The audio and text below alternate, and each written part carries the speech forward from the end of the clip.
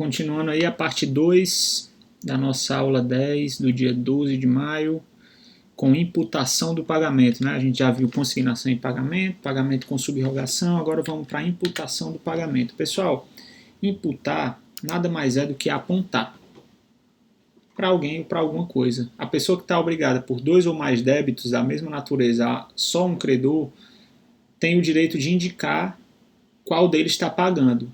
Ou seja, eu estou devendo a uma pessoa 50 mil reais de um motivo de uma dívida X, 50 mil reais de uma Y, 50 mil reais de uma Z. As todas estão vencidas. Quando eu deposito 50 mil reais na conta dela, eu tenho que indicar, tenho o direito de indicar, eu estou pagando a dívida X, eu estou pagando a dívida Y. Mais ou menos isso. Simples.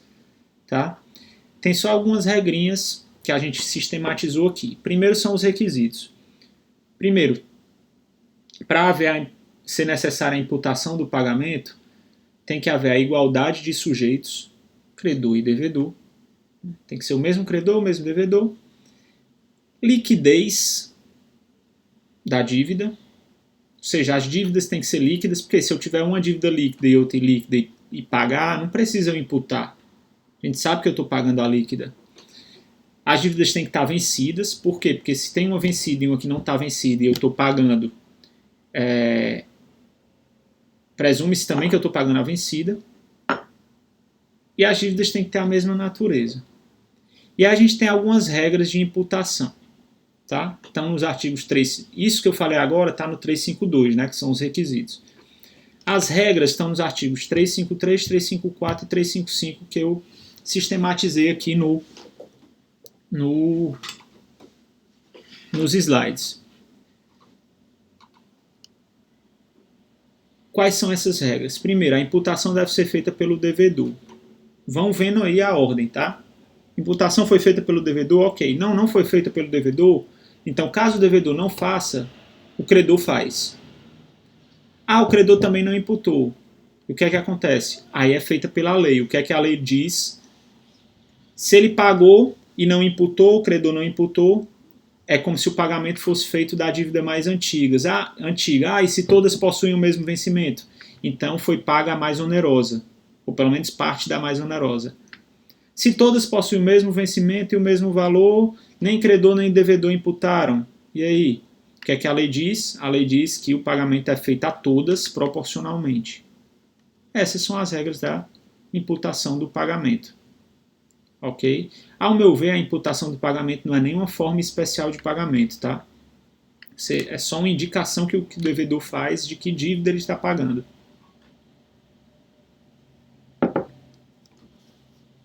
Mas, normalmente, nos livros, né, a doutrina costuma colocar a imputação do pagamento como uma das formas especiais de pagamento. Por isso a gente estuda aqui na unidade 8. A gente tem também a dação em pagamento. Dação em pagamento, também uma forma de pagamento indireto, é a hipótese de o credor consentir em receber uma prestação diversa da que é devida. Ou seja, eu estou devendo ali 100 mil reais para uma pessoa e digo, rapaz, eu não tenho dinheiro aqui comigo, não tenho esses 100 mil reais, mas eu tenho um lote que tem esse valor. Você aceita receber no lugar da dívida? Aceito. Pronto, está quitada a dívida, eu pagando o lote. Tá? Dação em pagamento. 3 observações sobre a dação em pagamento que é importante a gente fazer aqui. Certo? Primeiro, artigo 358, título de crédito dado em pagamento. Equivale a uma cessão de crédito. Isso está no artigo 358. Certo? Vou dar um exemplo. Mesmo exemplo, eu estou devendo 100 mil reais ao meu credor. E aí eu resolvo entregar um cheque de 100 mil reais que era de um terceiro. Era de um amigo que me passou esse cheque, o cheque era dele, eu passei. Nesse caso, se essa coisa dada é um título de crédito, há uma cessão de crédito. Tá? Na cessão de crédito, há uma transmissão de uma posição contratual, ou seja, da obrigação, na dação ao pagamento indireto. Então, o que é que a gente tem que entender? De acordo com o artigo 358, vão ser aplicadas as regras da cessão de crédito e não da dação em pagamento quando a dação é feita por meio de um título de crédito. E aí a gente vai estudar a cessão de crédito na próxima aula, quando a gente fala de transmissão das obrigações. Tá? Outra observação: casos de evicção da coisa recebida. Restabelecimento da obrigação primitiva, artigo 359.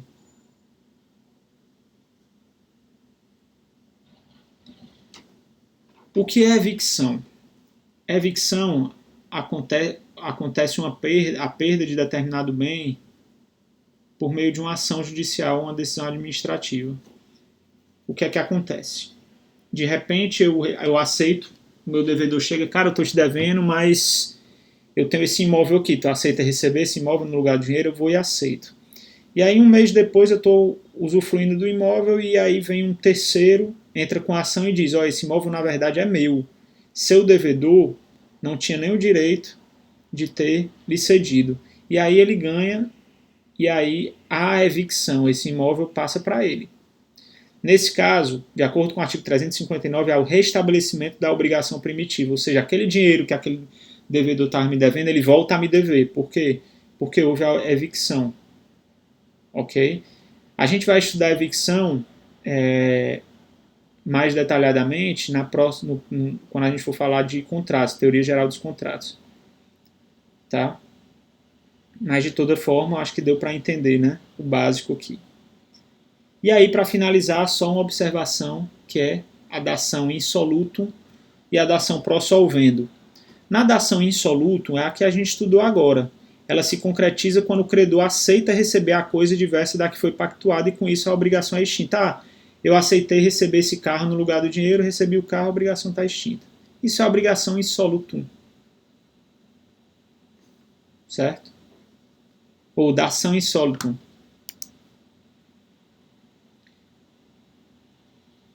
Já a dação pro solvendo é diferente. Na dação pro solvendo, não há extinção imediata da obrigação, certo? Essa dação visa apenas facilitar o cumprimento. Por isso que se fala que é pro solvendo.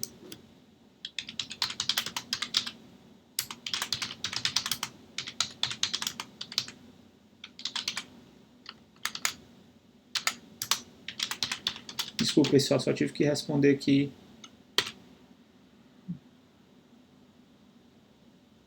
Pronto. A dação pro solvendo, ela não extingue a obrigação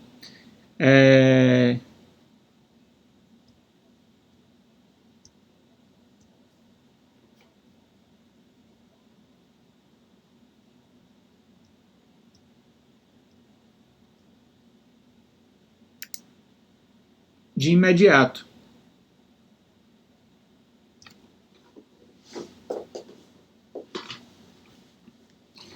O que ela faz é facilitar o seu cumprimento. E normalmente envolve, vou dar um exemplo que envolve 3 pessoas, tá? Eu tenho o devedor e o credor, e eu tenho um terceiro que deve o mesmo valor para o devedor. Ou seja, eu tenho o credor, eu tenho o devedor e eu tenho o devedor do devedor. Então, o devedor deve ao credor R$1.000. Só que esse devedor ele tem também uma pessoa que está devendo R$1.000 a ela. E ela pega e pode fazer um jogo com o credor. Vamos fazer o seguinte: você não aceita receber dele os R$1.000, não. O credor pode até aceitar, mas como uma dação pro solvendo.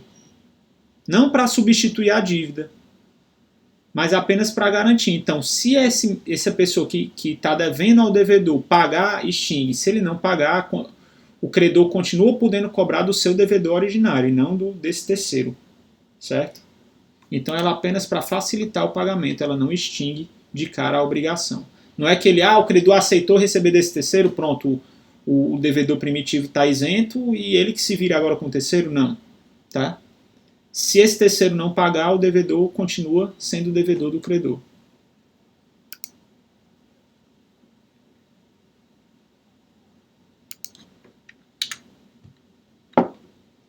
E aí a gente tem finalmente, após a dação em pagamento, a novação. Aqui está com previsão legal entre os artigos 360 e o 367. E a gente tem aí algumas observações a fazer em relação à novação. Tá, pessoal? Vamos lá. Primeiro, não confundir com a dação em pagamento, certo? Na dação em pagamento não existe a substituição de uma obrigação por outra, o que é a substituição do objeto da prestação. A pessoa, ao invés de dar dinheiro, dá um carro, dá um imóvel, dá um animal, enfim.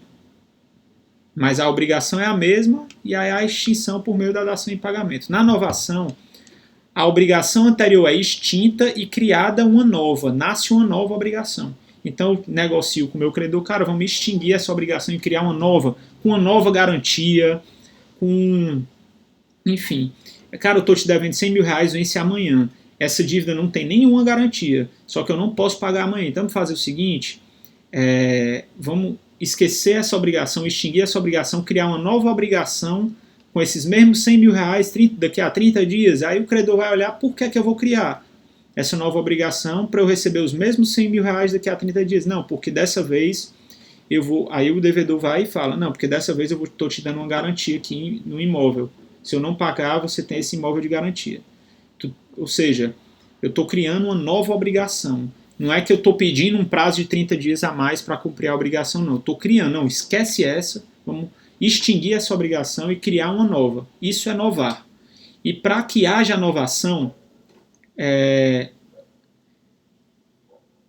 cujo o principal efeito é a extinção de uma dívida primitiva e o surgimento de uma dívida nova, a gente tem alguns elementos essenciais, alguns requisitos. Quais são? A existência da obrigação anterior, criar-se uma nova obrigação diversa da primeira, com a extinção da primeira, e a intenção de novar, o animus novandi, certo? É necessário. Segundo o artigo 360, se dá a novação quando o devedor contrai com o credor nova dívida para extinguir e substituir a anterior, quando novo devedor sucede um antigo, ficando este quite com o credor, quando, em virtude de obrigação nova, outro credor é substituído ao antigo, ficando o devedor quite com este. Então a gente pode ter o caso de mudança do objeto, mudança do credor, mudança do devedor, isso tudo pode acontecer na novação. Mas o que é importante? Que a obrigação antiga foi extinta e se criou uma nova obrigação. E segundo o artigo 361, o ânimo de novar pode ser expresso ou tácito, mas tem que ser inequívoco. Certo? Então tem que ter a intenção de novar das partes. E não pode ser validada por novação obrigações nulas ou obrigações extintas, tá? Visto que não se pode novar o que não existe. A obrigação nula é uma obrigação que não existe. Tá? A obrigação extinta ela não existe, a obrigação nula ela não tem efeitos. Então, se não tem efeitos, você não pode novar o que não tem efeitos, tá? O que não vai gerar efeitos. Por isso que uma obrigação nula ou extinta ela não pode ser novada. Observação importante isso, certo?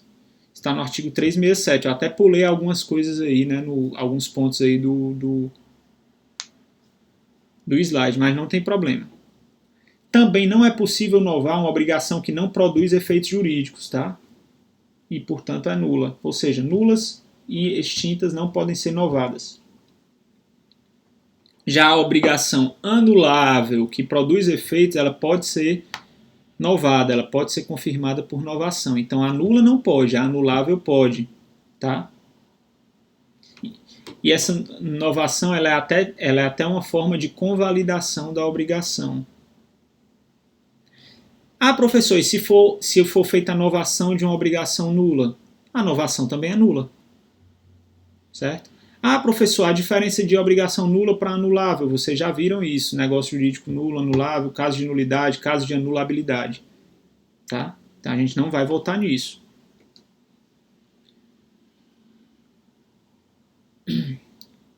Supondo que a obrigação anterior era válida, vamos lá. E aí veio a novação. Só que essa novação é nula, por algum motivo. O que é que acontece, pessoal? Nesse caso, se a novação é nula, vai prevalecer a obrigação antiga. Por quê? Porque se a novação é nula, ela não produz efeitos. Então a obrigação antiga ela continua a existir. Certo? E aí a gente tem alguns tipos de novação aí, tá? De acordo até com os tipos de novação que consta no Código Civil. A gente vai ver cada uma delas agora, tá?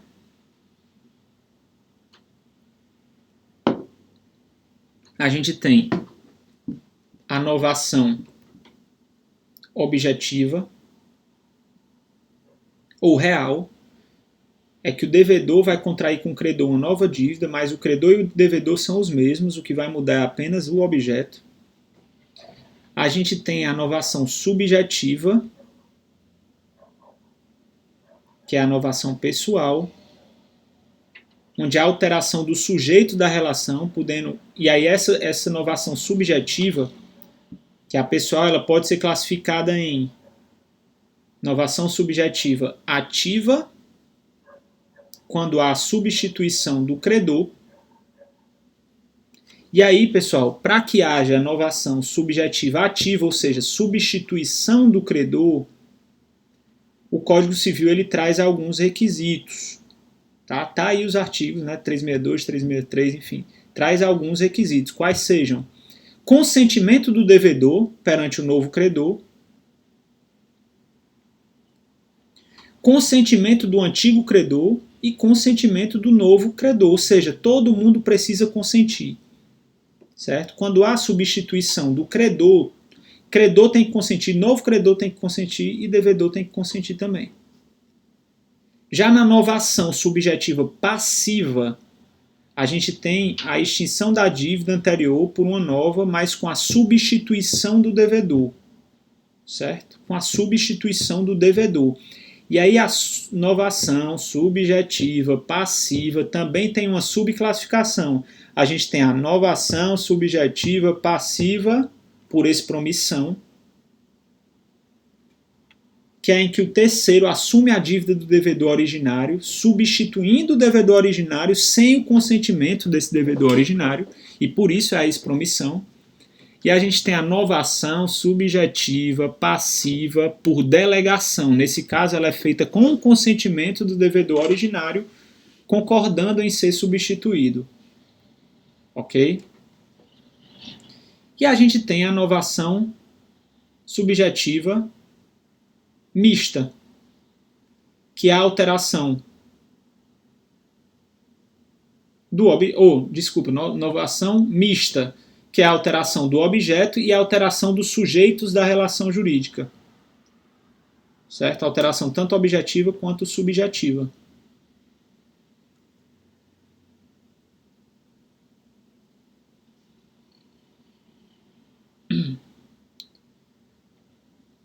Uma observação. No caso da novação subjetiva passiva, onde altera-se o devedor, a obrigação anterior ela está extinta e se altera a obrigação com um novo devedor. Caso esse novo devedor seja insolvente, ou seja, não tenha condições, não tenha patrimônio para pagar essa dívida, as dívidas, o credor ele não vai ter direito de regresso contra o antigo devedor. Tá, pessoal? Por quê? Porque a dívida anterior ela foi extinta. O que houve não foi uma cessão do débito ou cessão de crédito, não. Foi uma novação. Então a obrigação anterior ela foi extinta. Certo? A não ser que o credor consiga demonstrar que houve má-fé do devedor originário. Certo? Houve uma novação passiva por má-fé. Aí, baseado na função social, na boa-fé objetiva, pode-se cobrar do devedor antigo. Mas a regra é que não. Se há uma novação com alteração do devedor, certo? E esse devedor novo, ele é insolvente, o credor não pode cobrar do devedor anterior. Por quê? Porque houve novação.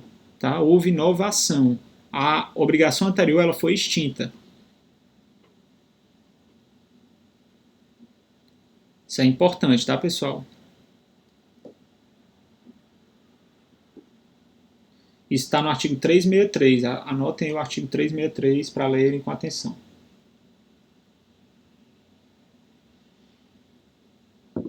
Outra observação importante é que se não houver o consentimento do fiador, isso está no 366, e for feita uma nova ação, ele está exonerado. Tá? Essa determinada obrigação tem um fiador. E aí, credor e devedor sentam e resolvem fazer uma nova ação, extinguir a obrigação e criar uma nova. Se o fiador não consentiu, não participou disso, ele está exonerado, ele não vai mais ser fiador dessa nova obrigação. Por quê? Porque ele não participou. E como a anterior se extinguiu, não há mais fiador nessa nova. Ok?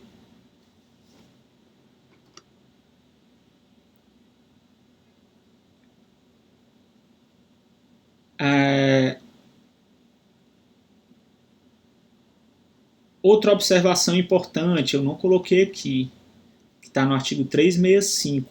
Deixa eu ver se está no outro slide aqui. Não, tá não. Não coloquei aqui, mas é importante, tá? Está no artigo 365, sobre casos de obrigação solidária. Ocorrendo a novação entre credor e um dos devedores solidários, somente sobre os bens do que contrair a nova obrigação vão subsistir as preferências e garantias do crédito. Tá? Os outros devedores solidários ficam, por conta da novação, exonerados, porque extingue-se a obrigação e cria-se um outro. Os devedores solidários da obrigação primitiva são exonerados, por quê? Porque aquela dívida se extinguiu. Entendam que na novação a obrigação ela se extingue para criar outra, certo? Não é uma cessão de crédito, não é uma dação em pagamento, não. Há uma extinção e uma criação de nova obrigação. Então, se os outros devedores solidários não participaram dessa criação, então não tem por que eles participarem, tá? Eles são exonerados. Cabe ressaltar aí uma atenção para a súmula 286 do STJ, né, que o STJ ele tem analisado o instituto da novação baseado no princípio da função social do contrato. Tá? A súmula 286 diz que a negociação do contrato bancário ou a confissão da dívida não impede a possibilidade de discussão sobre eventuais ilegalidades dos contratos anteriores. Okay? Que muitas vezes, quando se negocia num contrato bancário, o devedor do banco confessa a dívida para criar faz uma nova ação ali. Tá? E aí o STJ diz que em determinados casos, mesmo sendo criada uma nova obrigação, pode-se discutir irregularidades e ilegalidades dos contratos anteriores. Tá? Que não é a regra em caso de inovação, mas aí como envolve até direito do consumidor, né, enfim, contratos bancários, contratos de adesão, abrem-se exceções para se discutir, tá? Importante essa súmula 286, principalmente para direito do consumidor, tá? Então essa é a novação, pessoal.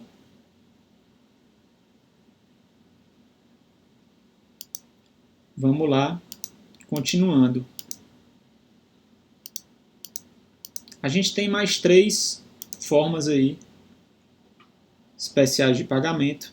Tem a compensação, a confusão e a remissão. São bem mais tranquilas do que a novação, por isso a gente consegue ver de forma mais rápida para o vídeo não ficar muito longo. Tá? E para a gente terminar aqui nessa segunda parte a nossa aula. Compensação, o próprio nome diz, dívidas que se compensam. Ocorre compensação quando 2 ou mais pessoas forem ao mesmo tempo credoras e devedoras umas das outras, extinguindo-se as obrigações até o ponto em que se encontram, onde se equivalem. Está no artigo 368. Tá? Existem as espécies de compensação, a legal ou a convencional. A legal é quando a própria lei prevê a compensação. E a convencional é quando as partes negociam. Rapaz, eu estou te devendo 30 mil reais e tu está me devendo 20. Então eu vou te pagar 10 e o resto se compensa. Tá? Compensação é isso. Nada mais do que isso, tá, pessoal? E aí é importante, requisitos para compensação. reciprocidade das obrigações, liquidez das dívidas, exigibilidade atual das prestações e fungibilidade dos débitos. Importante. O Joãozinho ali está me devendo. Eu estou devendo 10 mil reais ao Joãozinho e está vencendo hoje, mas ele também está me devendo 5 mil reais, mas vence daqui a 2 meses. Eu vou pagar só 5 mil reais para compensar o resto, negativo, tá, pessoal? As dívidas têm que estar vencidas. Se você está devendo 10 mil reais para uma pessoa e venceu hoje e ela está lhe devendo 5, mas só vence daqui a 2 meses, você tem que pagar os 10 mil e só daqui a 2 meses você tem direito aos 5. Tá? Então as dívidas têm que ser ambas líquidas, ambas vencidas, exigíveis. Exigibilidade atual das prestações significa dívidas vencidas. Ok? E fungibilidade dos débitos. Né? Os débitos têm que ser fungíveis. Né? O artigo 373 traz alguns casos de inadmissibilidade de compensação. Tá? Diz o seguinte: a diferença de causa nas dívidas não impede a compensação, ou seja, não interessa para a compensação qual foi a causa das dívidas, interessa mais o tipo de prestação. Se é líquida, vencida, fungível, pode-se compensar. Exceto casos em que não dá para compensar. 1. Se provier de esbulho, furto ou roubo a dívida. 2. Se uma se originar de comodato, depósito ou alimentos. 3. Se uma for de coisa não suscetível à penhora. Ok? Importante também, artigo 374. A matéria da compensação no que concerne às dívidas fiscais e parafiscais é regida por... diz que é regida pelo disposto nesse capítulo, foi revogada, tá? Até porque dívidas fiscais é regido por outras leis, né? Código Tributário Nacional, enfim, leis específicas. Tá? Compensação de dívida fiscal é um direito do contribuinte, vocês vão ver isso em direito tributário, mas não é regida pelo Código Civil, ok?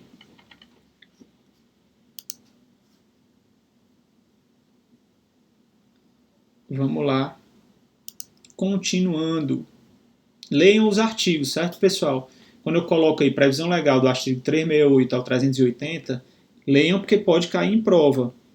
Tá? É porque a gente não vai sair lendo artigo por artigo, a gente fala as regras gerais de cada instituto. Ok? Continuando agora com a confusão. O que acontece na confusão? A confusão, pessoal, como o próprio nome já diz, é quando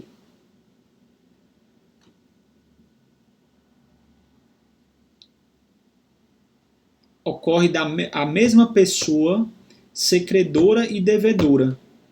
Ou seja, a figura de credor e devedor acaba ficando na mesma pessoa. Isso pode acontecer tanto por ato intervivos como causa mortis.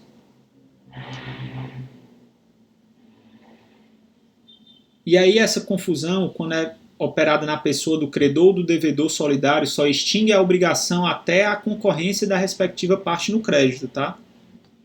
Subsistindo em relação ao resto. Ocorre quando, como eu disse, quando credor e devedor são a mesma pessoa. Com isso extingue-se a obrigação. Tá? Ah, professor, como assim? Credor e devedor a mesma pessoa? Sim. Pode ocorrer causa mortis, ou seja, por motivo de morte. A confusão ela pode ocorrer quando um filho deve ao pai um determinado valor, mas, tendo o pai morrido, o filho recebeu a herança, extinguindo a dívida. Por quê? Se eu sou o único herdeiro, se o filho é o único herdeiro, mas deve ao pai, o pai vem a morrer, ele deve a ele mesmo, porque o crédito ele recebe de herança. Então a confusão extingue-se a dívida. Tá? Ah, professor, tá ok. Mas e como é que acontece por ato intervivos?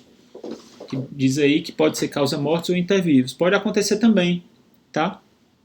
Uma empresa A está devendo à empresa B.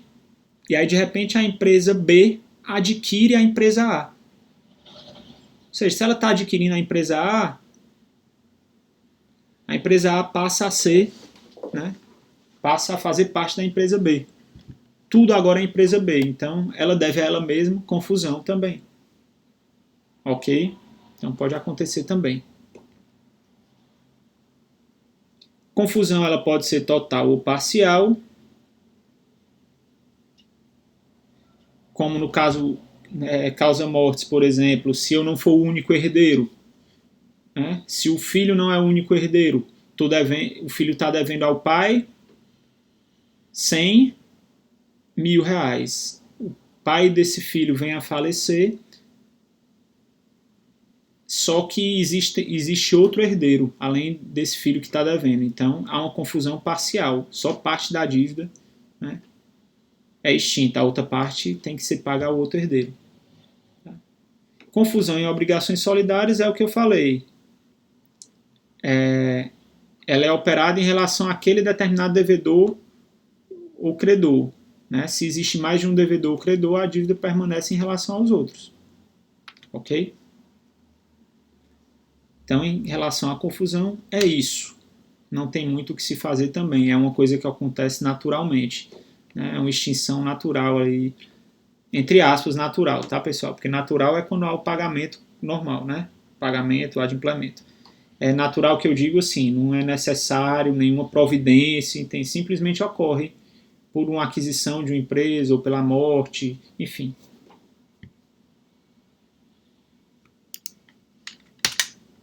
E para finalizar, a remissão com 2 S's, tá? Com 2 S's. Por que eu sempre falo isso, friso isso? Porque a remissão com 2 S's é o perdão da dívida.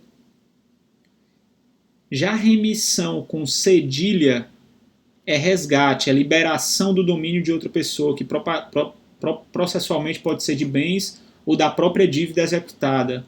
Tá? Então, remissão com cedilha não tem nada a ver com remissão com 2 S. Então, quando a gente está falando aqui de forma especial de pagamento e fala de remissão com 2 S, é o perdão da dívida. Tá? Que tem previsão legal.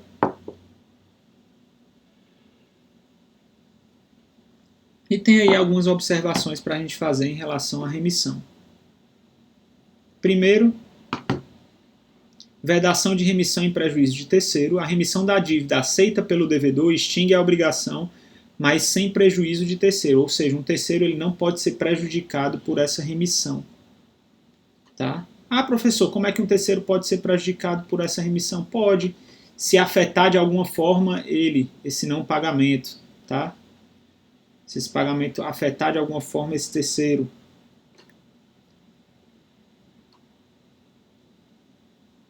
Falei já da diferença entre remissão com 2 S e remissão com cedilha. Né? Cuidado, pessoal, para não... Vocês pegam uma prova ou de marcar, ou mesmo dissertativo, uma prova de marcar, por exemplo, que defina a remissão com 2 S. Tá?